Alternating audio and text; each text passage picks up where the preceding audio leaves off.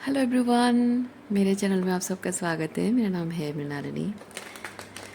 चलिए देखते हैं आज की इस रीडिंग में यूनिवर्स से आपको क्या मैसेज मिल रहा है। ये रीडिंग जनरल रीडिंग है, तो आपको जितना रेजोनेट करता है उतना ही लीजिए। आपके जीवन के जिस एस्पेक्ट को रेजोनेट करता है अकॉर्डिंगली देखिए। और अगर आपको कुछ रेजोनेट नहीं करता है तो हो सकता है वो पार्ट आपके लिए नहीं है, किसी और के लिए है, तो उसे जाने दीजिए। ओके। तो क्या कह रही थी मैं? ओके। और रीडिंग टाइमलेस रीडिंग्स है, तो आपको जब भी रेजोनेट करता है आप एनर्जी को क्लेम कर सकते हैं। और जेंडर स्पेसिफिक नहीं है, तो आपको जिस रेजोनेट करता है आप जेंडर स्विच भी कर सकते हैं रीडिंग का।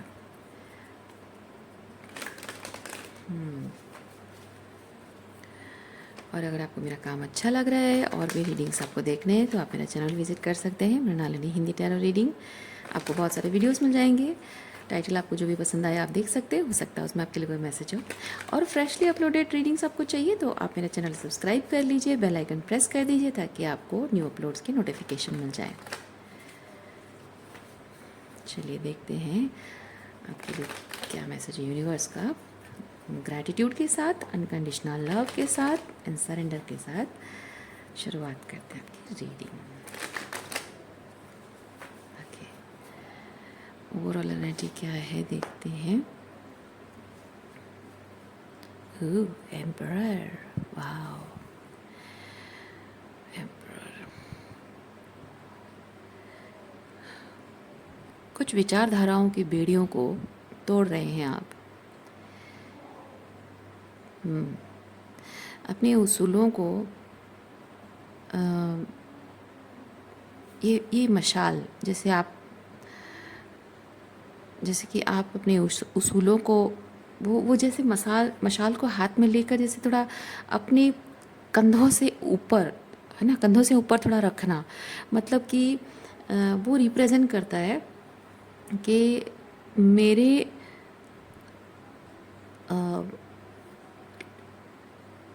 मेरे बीइंग से, मेरे ईगो बीइंग से बढ़कर मेरे उसूल हैं। ओके। सो इस तरह की कुछ आपके सच हैं, जिस सच को शायद वो एक डिवाइन कॉन्शियसनेस कहिए या फिर वो ट्रुथ कहिए या फिर आप उसे आपके वसूल कहिए, जो भी कहिए, उसे आप अपने आप से ऊपर रख रहे हो। उस तरह की एनर्जी में देख रही हूँ। आप अपने अंदर के डर से भी ऊपर रख रहे हो उसे, अपने ईगो से ऊपर रख रहे हो, अपनी लिमिटेशन से भी ऊपर रख रहे हो बातों को, चाहे वो आपके उसूल हो या कोई सच हो या कोई भी बात हो। इसीलिए ये जो बेड़ियाँ हैं ना, ये बेड़ियाँ तोड़ रहे हो आप, क्योंकि ये बेड़ियाँ आपको सीधा और तनकर खड़ा होने नहीं देती हैं। और आपको इस मशाल को हाई अप करके, है ना, शो अप करने के लिए आपको सीधा और तनकर खड़ा होना ज़रूरी है। इसलिए ये बेड़ियाँ तोड़ना बहुत ज़रूरी है। अरे वाह, क्या बात है।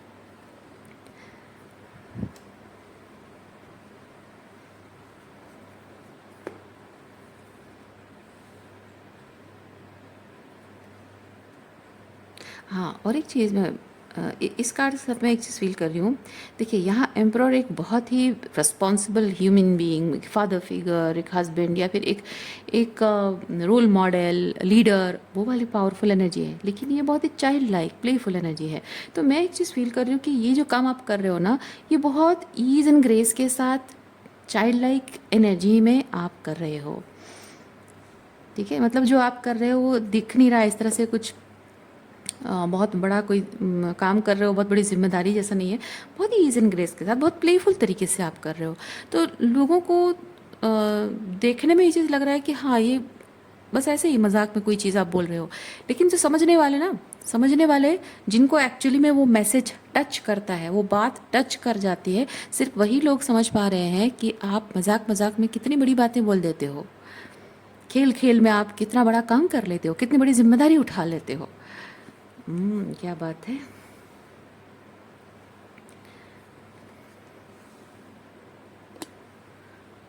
और ये काम आप अकेले कर रहे हो। देखिए, आपके साथ कोई नहीं है, आप अकेले हैं।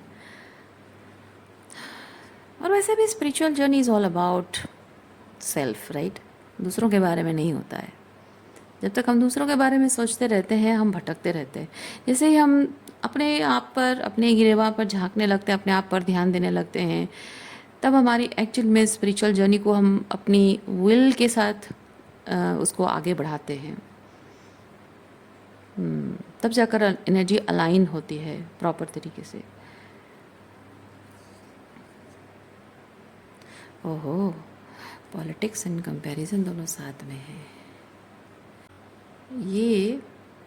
ये मुझे फील हो रहा है, एक सांप और एक न्योला। आपकी ज़िंदगी में लोग हैं सांप की तरह, और आप पहले शायद वो सांप से डरकर भागने वाली या सांप से डरकर कांपने वाली प्राणी की तरह आप थे, पर न्योले की तरह आप हिम्मत वाले नहीं थे पहले, और अब शायद आप बन गए हैं। क्योंकि ये ये जो भी दकियानुसी सोच से ऊपर उठना, छोटी सोच से ऊपर उठने के लिए समाज में एक लीडर का रोल प्ले करते हो, एक रिवॉल्यूशन लाने के लिए, जो अपने घर से शुरुआत करते हो, सोसाइटी में बाद में, पहले अपने घर से शुरुआत करते हो। क्योंकि इंसान जितना बाहर ढूंढता है ना, समाधान वहाँ नहीं मिलता है, अपने अंदर ही पहले उसको समाधान मिलता है। वैसे ही अब बाहर लोगों में अवेयरनेस लाने से कुछ काम नहीं होता है। सबसे पहले अपने घर में चीज़ों को संभालना ज़रूरी होता है। वैसे ही आपके जीवन में जो लोग रहे हैं, स्नेक लाइक टॉक्सिक रहे हैं, ये ओके, सामने कुछ और पीठ पीछे कुछ और, ये आपके अपने घर वाले ही रहे हैं।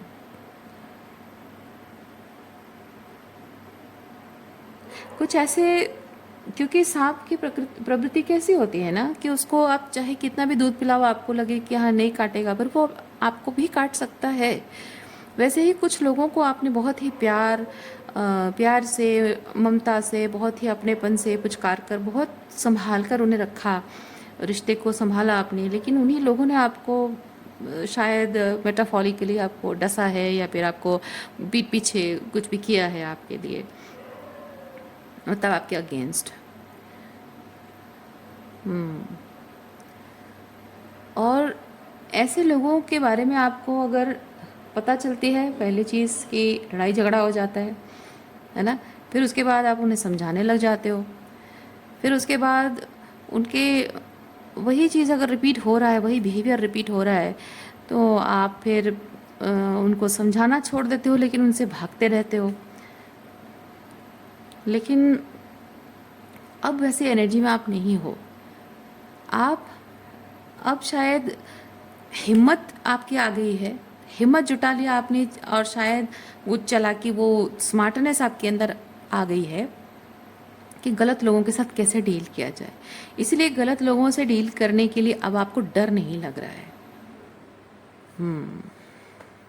इसीलिए अब अकेले चलने से भी आपको डर नहीं लग रहा है। पूरी ज़िंदगी में अगर कोई साथ ना दे, फिर भी मुझे डर नहीं है। इस तरह की एनर्जी में आप हैं अभी। वाह,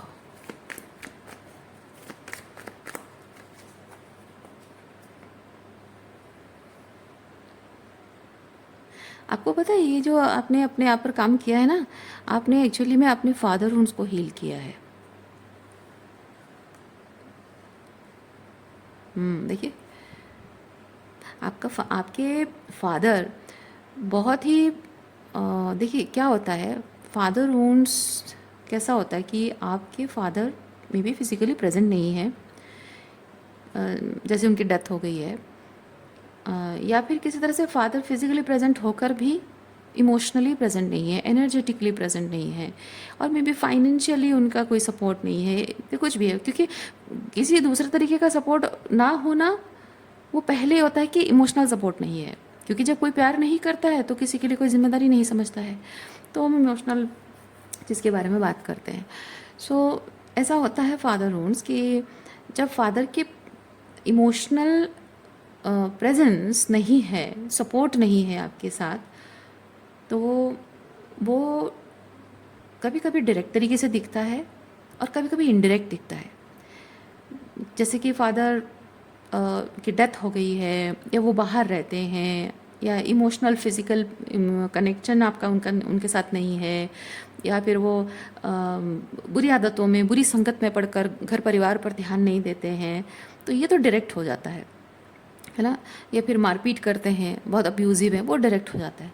लेकिन कभी कभी फादर की एब्सेंस ऐसी होती है कि वो फिज़िकली प्रेजेंट है, प्यार जताते हैं, आपका बहुत ख्याल रखते हैं। स्पेसिफिकली बेटियों के साथ ऐसा होता है, बहुत ख्याल रखते हैं, ज़रूरत से ज़्यादा ख्याल रखते हैं, और आपके प्रोटेक्शन का हमेशा ख्याल रखते हैं।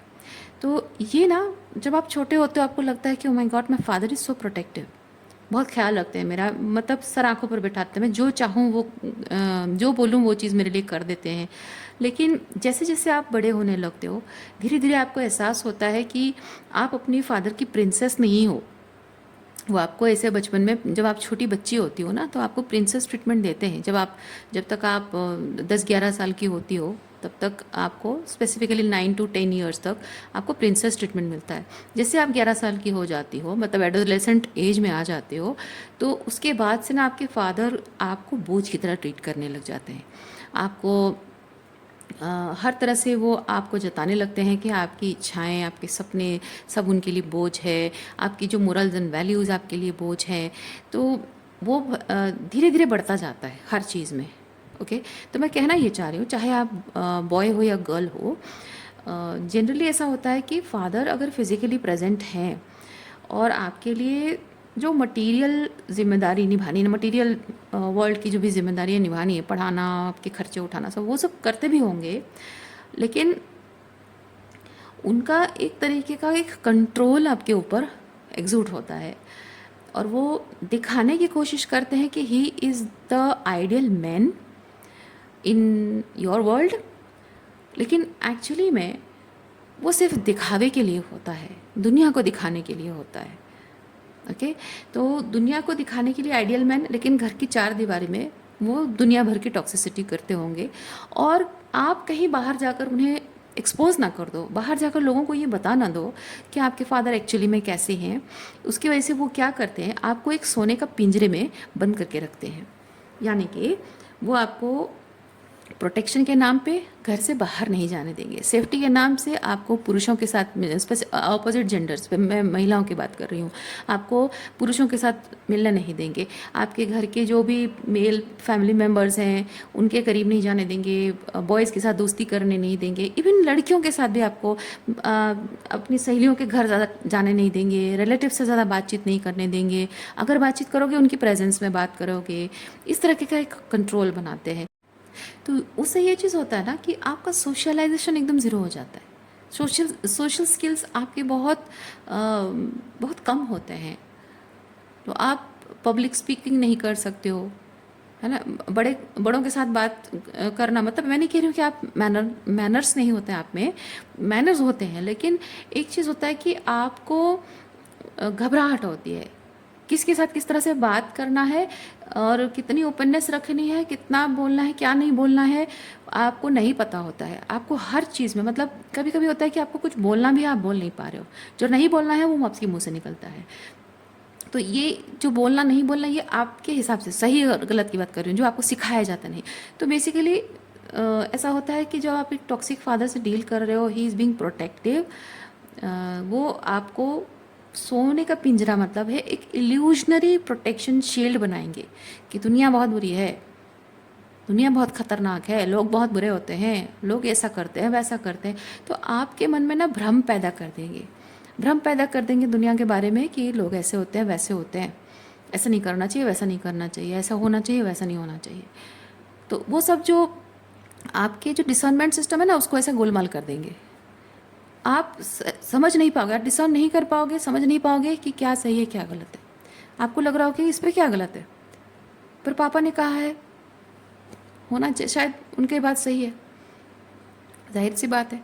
तब आप जब लोगों से मिलते जुलते हो ना, सोसाइटी में जब आप लोगों से मिलने लगते हो, तब आपको समझ में आता है कि लोग एक तरह से बात कर रहे हो और आप एक तरह से बात कर रहे हो।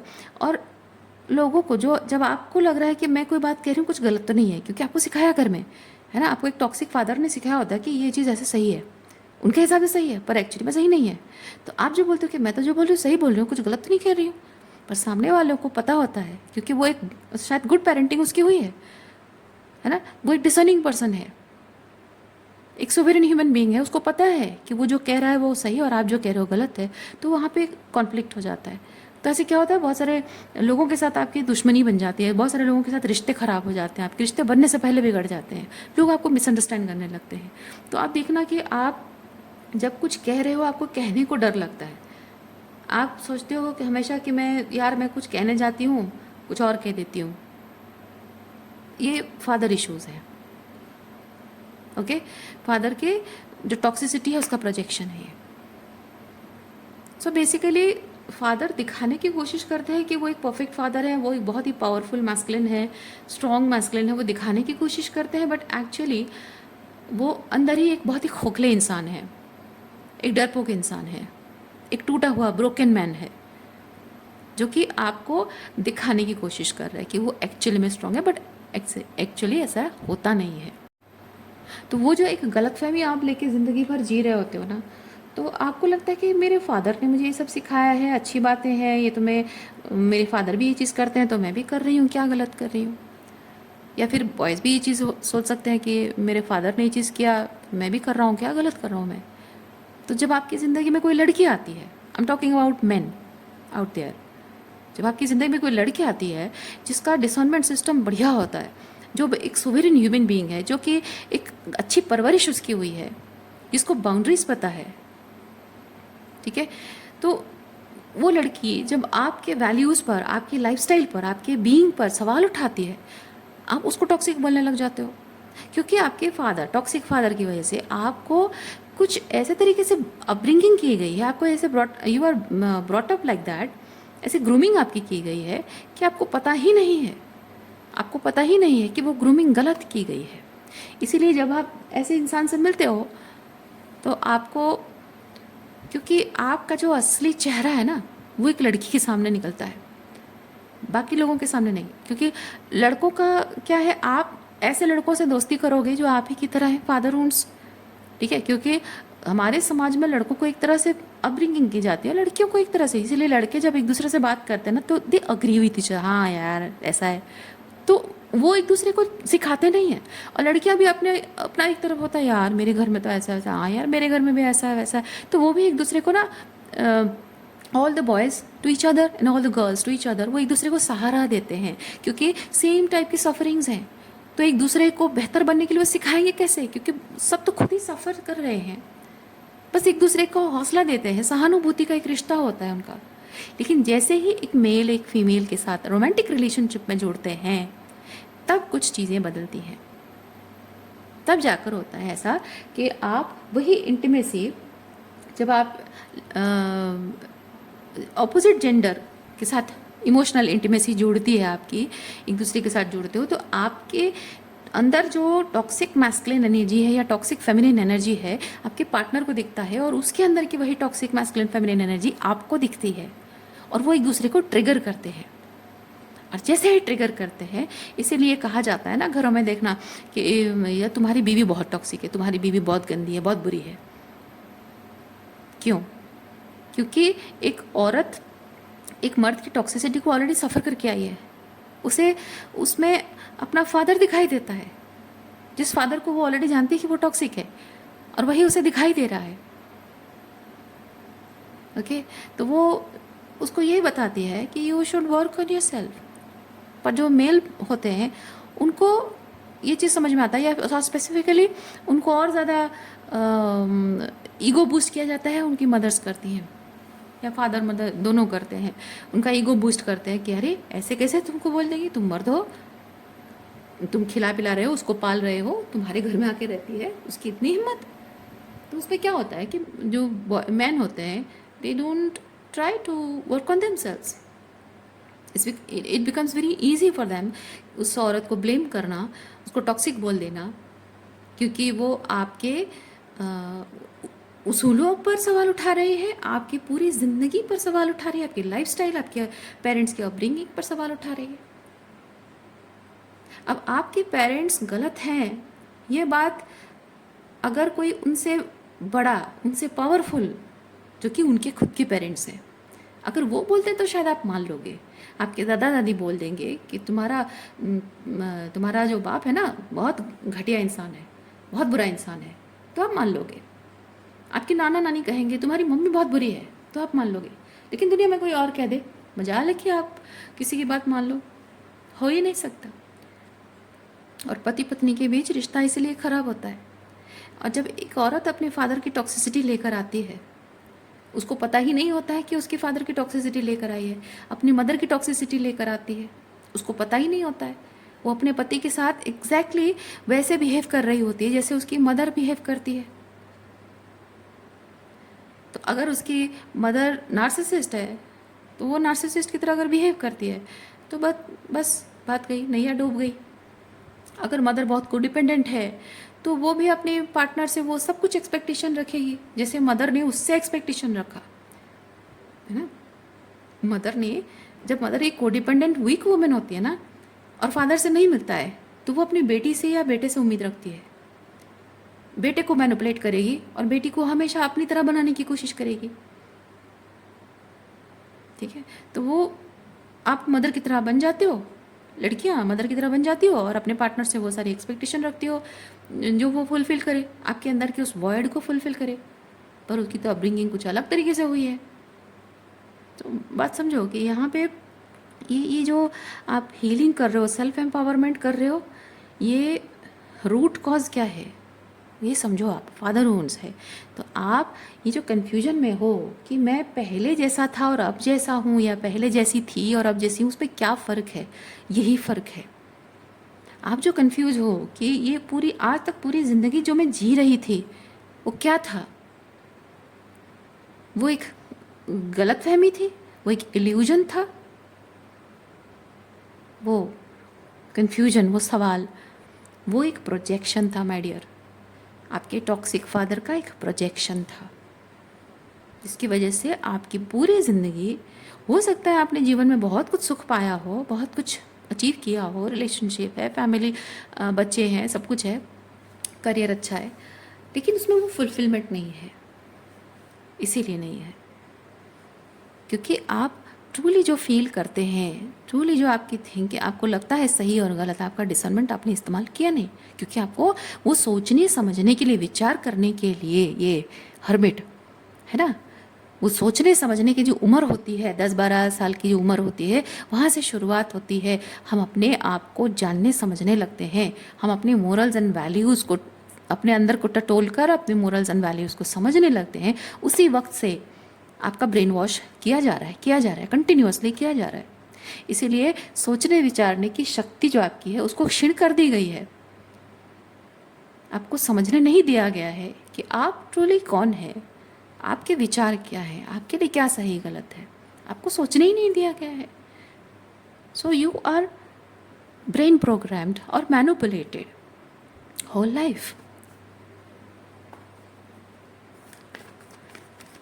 लेकिन अब जो देख रहे हो, अब वो सच देख रहे हो। आप जो देख रहे हो वो इल्यूजन नहीं है। अब तक जो जी रहे थे वो इल्यूजन था, वो किसी और का प्रोजेक्शन, फादर का प्रोजेक्शन था। और शायद आप लोगों में से कुछ कुछ लोगों के मदर का प्रोजेक्शन भी था। तो मैं मदर का भी कह रही हूँ क्योंकि ये जो है ना, आप अपनी मैस्कुलिन एनर्जी जब अपनी पावर क्लेम करते हो, तो आपकी फेमिनाइन एस्पेक्ट वो भी अपने आप सेफ होने लगती है। तो आपके अंदर की जो मदर वुंड्स है ना, वो भी हील होने लगती है।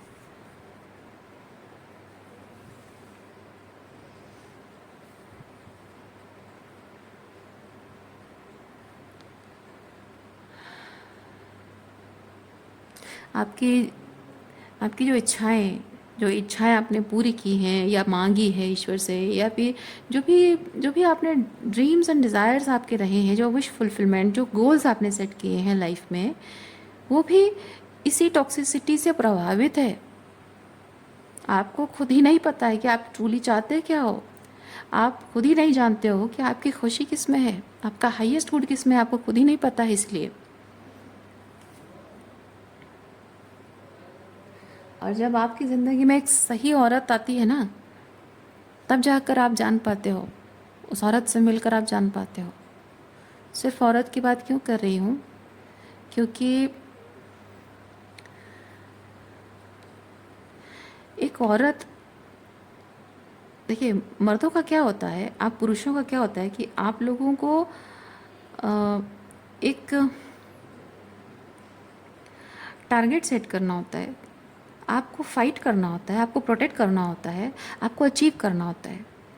लेकिन जो फेमिनिन एनर्जी है वो आपको बताती है कि आपको अचीव करना क्या है और क्यों है। आप अपने आप को लेकर देखिए, आप अगर किसी चीज़ के लिए पैशनेट फील कर रहे हो, कोई चीज़ से आपको खुशी मिलती है, कुछ करके आपको अच्छा लगता है, तो उसको आप अपना पैशन बनाते हो, पैशन परस्यू करते हो। तो वो जो अच्छी लगने वाली फीलिंग क्या है, वही आपकी फेमिनिन एनर्जी है। तो किसी चीज़ के लिए आप अगर फील नहीं करते हो तो उसे परस्यू नहीं करोगे, है ना। तो फील करने का मतलब है फेमिनिन एनर्जी, परस्यूएशन मतलब होता है मैस्कुलिन एनर्जी। तो when it comes to love life, आपकी ज़िंदगी में ऐसी एक औरत आएगी जो आपको एक पर्पस देगी। और वो पर्पस वो नहीं देगी, एक्चुअली में वो नहीं कहना चाहिए, पर्पस आपके अंदर है, पर वो पर्पस को जगाएगी। कैसे? क्योंकि feminine energy it's about believing, है ना। आप देखना हर एक औरत के अंदर एक पुरुष से जब मिलती है, उसके अंदर एक विश्वास होता है। वो उस पर्सन से जब मिलती है, बात करती है, किसी से भी, महिला को आप जाके पूछ लो, आपके जो दोस्त भी बनते हैं, बात सिर्फ रोमांटिक नहीं है। हर एक इंसान से जब आप मिलते हो, आपके अंदर एक इंस्टिंक्ट होता है, आपके अंदर एक एहसास जागता है कि हाँ ये पर्सन, रिगार्डलेस ऑफ जेंडर मैं कह रही हूँ, आप जब किसी इंसान से बात करते हो, उसकी बातों में, बिहेवियर में, आप जो एक नरमी है या बहुत गर्मी है ना, एटीट्यूड है या सोबरनेस है, तो उसके उस बिहेवियर से आप समझ पाते हो, आप फील कर पाते हो कि वो किस तरह का इंसान है। आप उसके साथ सेफ फील कर रहे हो या अनकंफर्टेबल फील कर रहे हो, अकॉर्डिंगली आप उसके साथ रिश्ता आगे बढ़ाते हो या नहीं बढ़ाते हो। तो that is that feminine energy, है ना। तो आपके जीवन में भी वही चीज़ है, क्योंकि आप एक ह्यूमन बीइंग, आप रिगार्डलेस ऑफ जेंडर, आपके अंदर वो शक्ति है और उसी शक्ति का आप इस्तेमाल कर रहे हो, है ना। सो जो फेमिनिन एनर्जी होती है, इट्स ऑल अबाउट बिलीविंग। एक औरत को विश्वास होता है कि जो वो जिस मर्द से जुड़ रही है उसमें कुछ पोटेंशियल है, कुछ बात है। आंखें बंद करके नहीं बोलती है वो, कुछ ही दिनों में उसके साथ जो जुड़ी होती है, उसकी बातों से, बिहेवियर से, उसके एक्शन से, उसके टैलेंट से, क्रिएटिविटी है, बहुत कुछ चीज़ें देखकर, ऑब्जर्व करके वो जानती समझती है कि इस इंसान में कुछ पोटेंशियल है। उसका वो विश्वास, एक मर्द होकर अगर आप मतलब जनरलाइज करके मैं कैसे इस चीज़ को कहूँ, औरत विश्वास करती है कि मर्द में पोटेंशियल है। अगर मर्द औरत के उस विश्वास को सच साबित करके दिखाए, तो औरत के उस प्यार को वो अपने अंदर, अपने सक्सेस में महसूस कर सकता है, ठीक है। और औरत को एक मर्द के पोटेंशियल पर अगर विश्वास है और अगर उस पोटेंशियल को वो अपने अंदर जगा ले, तो वो अपने आप से मिल जाती है, अपने आप को पा लेती है, ठीक है। तो आप जो लेडीज़ जो देख रही हैं रीडिंग, मैं आपको वही चीज़ बता रही हूँ कि आप जब किसी से प्यार करते हो, आपको अपने पार्टनर में वो पोटेंशियल दिख रहा है, लेकिन अगर आपके पार्टनर इमोशनली आपके लिए अवेलेबल नहीं है, स्पेसिफिकली जब ये फादर वूंड्स आपको मैंने बताया, ठीक है, तो आपको अगर आपके रोमांटिक रिलेशनशिप में आपके पार्टनर इमोशनली अनअवेलेबल हैं, इसीलिए मैं कह रही हूँ, बीइंग अ वुमेन, आप अपने पार्टनर में जो पोटेंशियल देख रहे हो, जिसकी वजह से आप उनसे उनके प्रति अट्रैक्टेड हो, वो पोटेंशियल अपने अंदर जगाओ, अपने अंदर उस मैस्कुलिन एनर्जी को एक्टिवेट करो। आप अपने आप को पालोगे, अपने आप में आप होल कंप्लीट महसूस करोगे। उस इंसान के प्रति क्रेविंग नहीं रहेगी जो आपको छोड़कर चला गया है, उसके बिना अधूरापन नहीं महसूस होगा आपको। This is called power claiming, ठीक है। और आप में से जो पुरुष हैं उनको मैं एक चीज़ बताती हूँ, आपके अंदर पोटेंशियल क्या है आप महसूस कर पा रहे हो, ठीक है। उस पोटेंशियल को इस्तेमाल करो, उस टैलेंट को, क्रिएटिविटी को इस्तेमाल करो और उसे सच करे दिखाओ।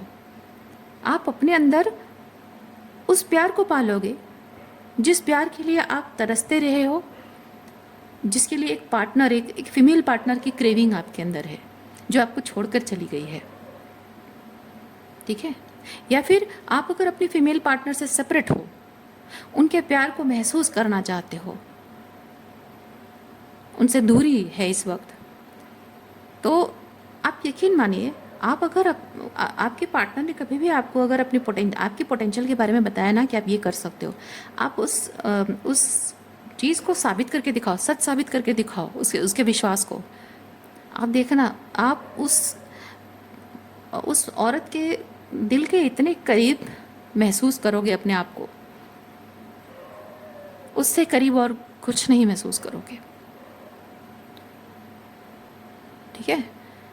तो आप चाहे ये रिलेशनशिप की बात हो या आपकी खुद की लाइफ के बारे में हो, आपको जैसे रेजोनेट करता है, मैंने हर तरह से मैसेज कहा, तो आपको जैसे रेजोनेट करता है वैसे लीजिए, ओके।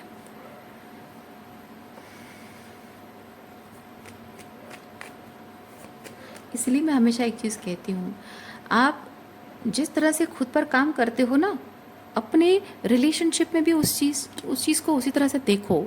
आप अगर अपने अंदर वही male aspect and female aspect दोनों को अगर महसूस कर पा रहे हो और दोनों को आप अपना अभिन्न हिस्सा समझकर अगर चीज़ों को प्रोसेस करोगे, समझने की कोशिश करोगे, you will feel that you are not different and you are not separated.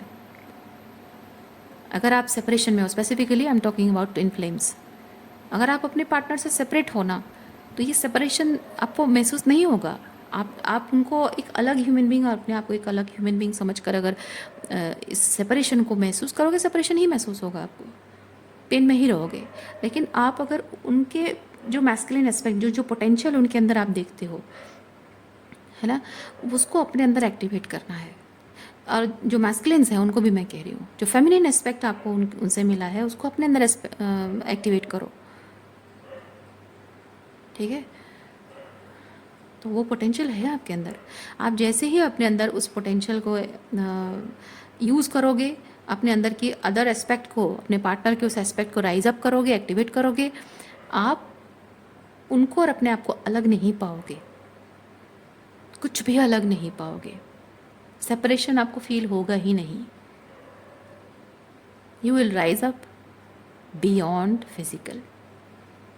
और ये जो प्यार, मोहब्बत, रोमांस है ना, इससे ऊपर उठ जाओगे। आपका ये रिलेशनशिप, ये इस पर्सन से जो रिश्ता है, ये प्यार, मोहब्बत, रोमांस के बियॉन्ड आशिकी बन जाएगी, इश्क बन जाएगा, इबादत बन जाएगा, ठीक है, जो कि बियॉन्ड फिजिकल है। और जब कोई चीज़ बियॉन्ड फिजिकल आप महसूस कर पा रहे हो, there is no separation. Separation is just an evolution.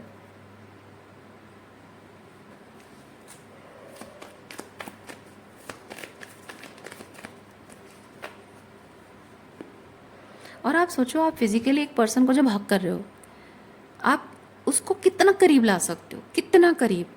आप उसको इतना टाइट हक करोगे कि आप दोनों के बीच में वो हवा तक नहीं चलेगी, और कितना। लेकिन जब आप बियॉन्ड फिजिकल इस रिलेशनशिप को इतना अपने आप को और उस इंसान को एक समझ रहे हो, है ना, अलग नहीं समझ रहे हो, आप उनसे अलग नहीं, वो आपसे अलग नहीं है, वो तो पूरा ऐसा हो जा रहा है कि जैसे देखिए, ये फिज़िकल में कितने डिस्टेंस है, लेकिन when it comes to soul वो और ज़्यादा करीब है। आई होप आप बात समझ रहे हैं, है ना। बियॉन्ड फिजिकल जब आप इस कनेक्शन को फील करोगे, देर इज़ नो सेपरेशन, तो आपके फिजिकल चाहे आप कितने भी करीब हो उससे और ज़्यादा करीब महसूस करोगे, क्योंकि वो अपने अंदर उसे महसूस करोगे आप।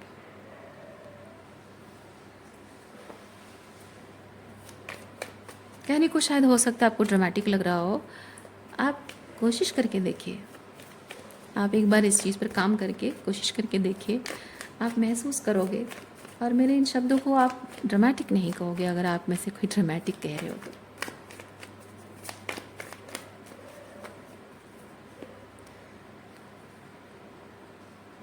देखिए, many of you are fighting अपने आप से लड़ रहे हो, आप अपने आप से लड़ रहे हो।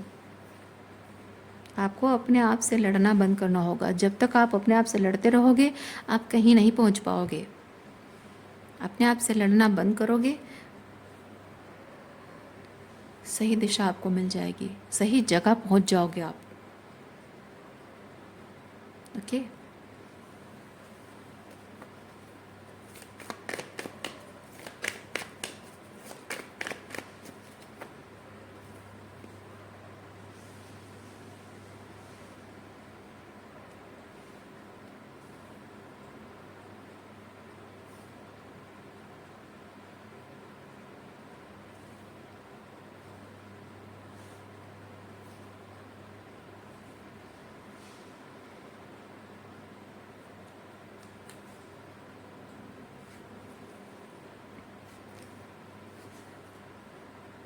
आपको क्या फील करना चाहिए?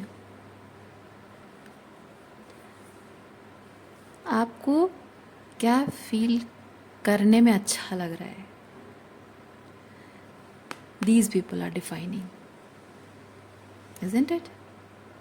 जिन लोगों के साथ आपका उठना बैठना है, शायद वो लोग डिसाइड कर रहे हैं।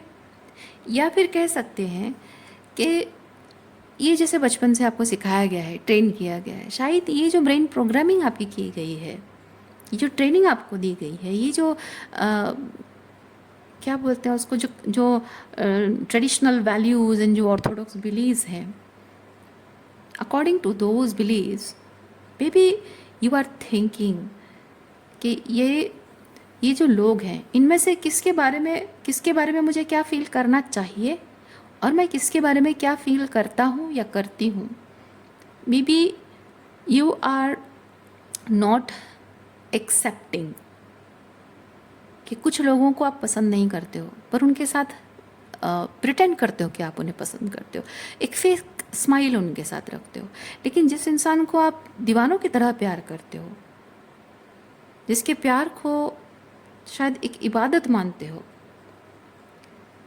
मतलब है अंदर है वो उस तरह की का इबादत है, लेकिन शायद मानना नहीं चाहते हो, अंदर महसूस कर रहे हो लेकिन वो महसूस करना नहीं चाहते हो। पर मैं आपको एक चीज़ बताऊं, जैसे भगवान की भक्ति हर सीमा को तोड़ देती है ना।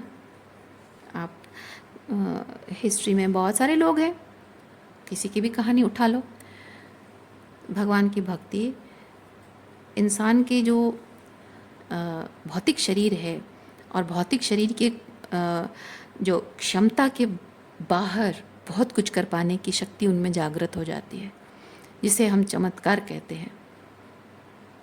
भक्ति में वो शक्ति है ना। हमारी भक्ति में वो शक्ति क्यों नहीं है? उनकी भक्ति में वो शक्ति क्यों है? क्योंकि हमारी भक्ति में कुछ पाने की इच्छा है, उनकी भक्ति में विश्वास है ना। हमारी भक्ति में क्या पाने की इच्छा है? प्रूफ पाने की इच्छा है। भगवान को हम देख सकते हैं, नहीं देख सकते हैं, कुछ अगर हमको कुछ 3D में प्रूफ मिल गया, कुछ मटेरियल गेन हो गया, या कुछ ऐसा चीज़ हुआ जो मैंने मांग लिया और मुझे फटाक से मिल गया, तो वो जो चमत्कार देखने की इच्छा, कुछ पाने की इच्छा का मतलब है कि कुछ 3D लेवल पे एविडेंट हो जिससे मैं विश्वास कर सकूं कि भगवान है। इस तरह की मानसिकता में जब हम भक्ति करते हैं वो भक्ति कारगर नहीं होती, किसी काम की नहीं है। लेकिन जो बड़े बड़े लोगों की ज़िंदगी में चमत्कार हुए हैं वो ये सब प्रूफ नहीं देखना चाहते। उनके अंतर मन में, उनकी अंतरात्मा की आवाज़ जो कहती है उस पर 100% विश्वास करते हैं, आंखें बंद करके विश्वास करते हैं। विश्वास करते हैं कि भगवान है और वो जो चाहेंगे वो सब कुछ हो सकता है, क्योंकि वो जो कर रहे हैं वो खुद नहीं कर रहे हैं, उनके माध्यम से भगवान करवा रहा है। वो अपने आप को अहम कह के नहीं देखते हैं, वो अपने आप को भगवान का एक रिप्रेजेंटेटिव मानते हैं।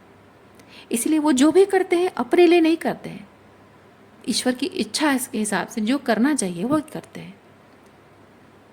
तो कहना ये चाहता है यूनिवर्स आपको कि ये जो रिश्ता है, ये जो प्यार है, आप किसी के लिए वो महसूस करते हो ना, तो आपको भी किसी इंसान से अगर प्यार है तो इस प्यार को वैसा ही महसूस करो। फिजिकल लेवल पे, 3D लेवल पे उसमें वो इंटेंसिटी आप महसूस नहीं कर पाओगे जितना आप स्पिरिचुअली कनेक्टेड होकर फील कर पाओगे। तो चूंकि आप स्पिरिचुअली महसूस कर रहे हो, पर you are trying to avoid it, है ना। तो उसको अवॉइड करने से कैसे चलेगा, उसको एक्सेप्ट करना पड़ेगा, क्योंकि आपको लगता है कि ये रिलेशनशिप शायद नहीं होना चाहिए, ये रिश्ता सही नहीं है, we are not meant to be together, और maybe this is not possible in this lifetime. ठीक है, इट्स नॉट पॉसिबल, ना सही, पर जो आपके दिल में उसके लिए एहसास है उसे क्यों ना कर रहे हो। आपको यहाँ कोई मजबूर तो नहीं कर रहा है कि आपको उसके साथ रिलेशनशिप में आना ही है, उसे शादी करनी ही है, पर आपके दिल में उसके लिए जो प्यार है वो तो सच्चा है। उस प्यार को मान लेने से क्या कोई सज़ा है, कोई सज़ा दे देगा, कोई क्या कर लेगा, कोई कर ही क्या लेगा, ज़्यादा से ज़्यादा क्या ही हो जाएगा। आपकी जो सोसाइटी, जो दोगली सोसाइटी है वो आपको निकाल देगी, अबांडन कर देगी। दुनिया बहुत बड़ी है ना, दुनिया में बहुत सारे लोग हैं। तो आप सोचो, आप अपने आप को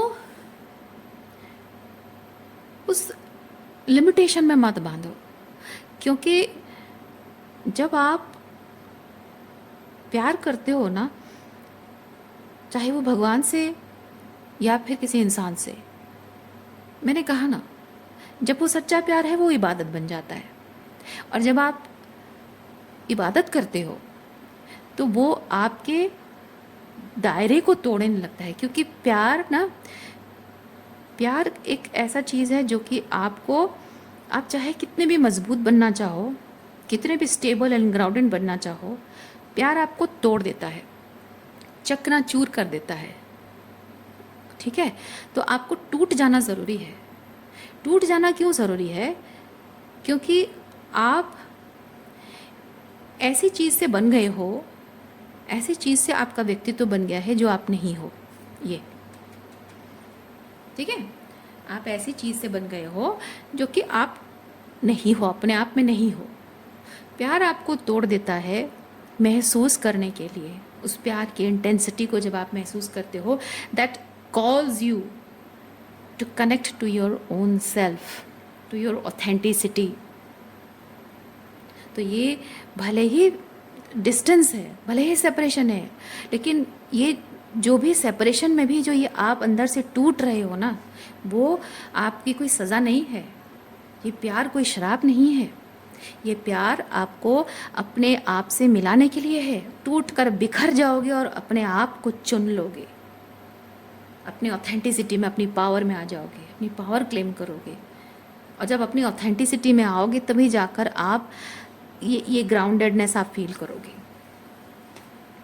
ये अपने आप में पावरफुल फील करोगे। क्योंकि जब आप कन्फ्यूजन में रहते हो, है ना, अब तक क्या हो रहा है, आपके पूरी प्रोग्रामिंग किसी और के फियर, इनसिक्योरिटीज़, किसी और के इनर डिमोन से हुई है। आपकी पूरी प्रोग्रामिंग आपको वो चेंज करना है ना, अपनी पूरी प्रोग्रामिंग आपको चेंज करनी है, न्यू प्रोग्राम्स आपको बनाने हैं। और तभी जाकर आप जैसे कि एक कंप्यूटर प्रोग्राम ले लीजिए, कंप्यूटर प्रोग्राम का आधा हिस्सा आपने बनाया और आधा हिस्सा किसी और ने बनाया, वो अपने हिसाब से अपना इमेजिनेशन यूज़ करके ऐसा दिखेगा रिजल्ट बोल के वो बना रहा है, और आप अपने हिसाब से बना रहे हो, दोनों साथ में मिला के अच्छा नहीं हो सकता है, वो गड़बड़ हो जाएगा, काम नहीं करेगा। लेकिन आपको अगर कुछ प्रोजेक्ट पे काम करना है तो आपको सब कुछ प्लान करना होगा। इधर लोगों से मिलकर बैठ कर बात करोगे या फिर आप अपने आप से खुद तैयार करोगे, तो आप फाइनली वही रिजल्ट देखोगे जो आप देखना चाहते हो, है ना।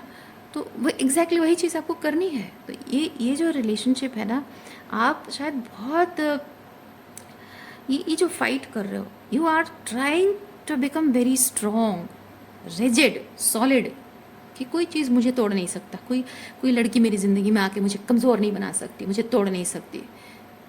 पर वो तोड़ नहीं रही है, आपको अपने आप से जोड़ना चाहती है, क्योंकि वो जानती है, ठीक है, वो feminine energy, I am not talking about a women, है ना। जब आप एक इंसान से प्यार करते हो, जुड़ते हो, चाहे आप एक पुरुष होकर एक महिला से जुड़ते हो या एक महिला होकर एक पुरुष से जुड़ते हो, वो जो प्यार, एहसास, वो एहसास एक फेमिनिन एनर्जी है। जब वो प्यार और एहसास दिल में जगता है, आपके अंदर की फेमिनिन एनर्जी राइज अप होती है, और वो फेमिनिन एनर्जी वो डार्कनेस है, मास्कुलिन एनर्जी लाइट है। डार्कनेस मतलब होता है आपकी सबकॉन्शियस, आपकी भावनाओं की गहराई, जिन भावनाओं की गहराई में बहुत कुछ ऐसी चीज़ें हैं जो कि आपकी नहीं है, और आपको समझना होगा, आपको क्लियर होना होगा कि कौन सा एस्पेक्ट आपका है और कौन सा दूसरों का प्रोजेक्शन है, ताकि आप उस चीज़ को निकाल सको, ना कि अपने आप से फाइट करो।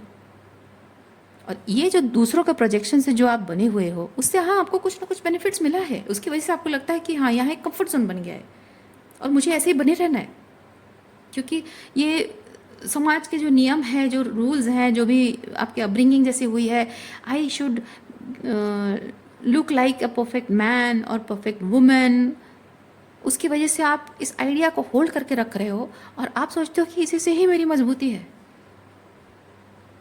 पर नहीं, आपको मजबूत नहीं बनना है, आपको ऑथेंटिक बनना है। आप अगर हमेशा मजबूत बने रहना चाहोगे, आप उस पेड़ की तरह होगे जिसकी जो शाखाएं बहुत क्या बोलते हैं, नॉट फ्लेक्सिबल, जाड़ी जाड़ी होती हैं, टाइट, है ना, वो तूफान में टूट जाती हैं, है ना। आपको वैसा नहीं बनना है, आपको वो फ्लेक्सिबल पेड़ की तरह बनना है, जो कि हवा, जो तूफान आता है तो वो बेंड हो जाता है लेकिन टूटता नहीं है ना। और प्यार आपको वो फ्लेक्सिबिलिटी सिखाता है, आपको फ्लो में जाना सिखाता है। आप पहाड़ की तरह तन कर नहीं, नदी के बहाव की तरह बहना सीखो, भावनाओं को एक्सेप्ट करना, अपने आप को एक्सेप्ट करना है, वो सीख सको। तो इस रिलेशनशिप में इस सेपरेशन को ना, आप सेपरेशन की तरह मत देखो।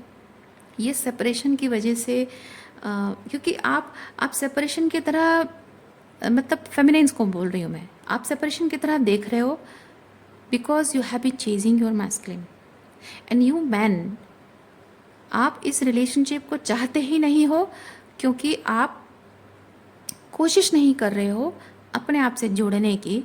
जितना ज़्यादा अपने आप से जुड़ोगे, you will be able to understand what she wants, what she needs in the relationship.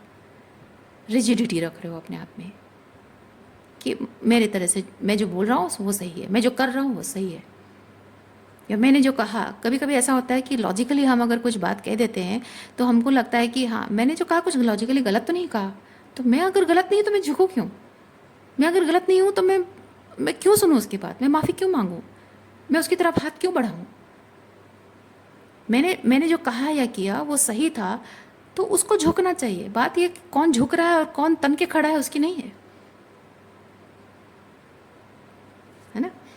कभी कभी वही चीज़ है, आपको अपने आप को इस भावनाओं की गहराइयों में जाकर अपने आप को टूट जाने देना होता है, ताकि आप अपने आप से और बेहतर तरीके से कनेक्ट कर सको, ताकि आप वो फ्लेक्सिबिलिटी अपने अंदर ला सको। क्योंकि फ्लेक्सिबिलिटी ग्रोथ लाता है। आप अपने अंदर अगर रिजिडिटी रखोगे आप कभी ग्रो नहीं कर पाओगे। आप अगर फ्लेक्सिबिलिटी रखोगे, फ्लो में जाओगे, तब आपकी स्पिरिचुअल ग्रोथ होगी, साइकोलॉजिकल ग्रोथ होगी, इमोशनल ग्रोथ होगी, और हो सकता है वो रिलेशनशिप में ग्रोथ हो और करियर ग्रोथ भी है।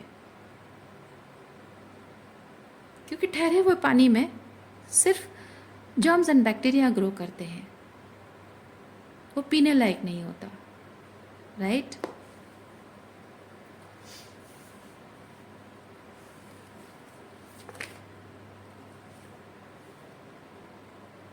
अभी भी समय है, अभी भी समय है इस एस्पेक्ट के रिगार्डिंग, जो भी आपने चीज़ों को डिले किया है, पोस्टपोन किया है, अभी भी समय है कि आप चीज़ों को ठीक कर सकते हो। You are capable of doing right. Okay, so reading मैं यहीं रखती हूँ और ज़्यादा लंबा नहीं करती हूँ क्योंकि बैटरी ख़त्म हो रहा है मेरा फ़ोन का। मैं आपको नेक्स्ट रीडिंग में मिलती हूँ। अपना ख्याल रखिए, खुश रहिए, बाय।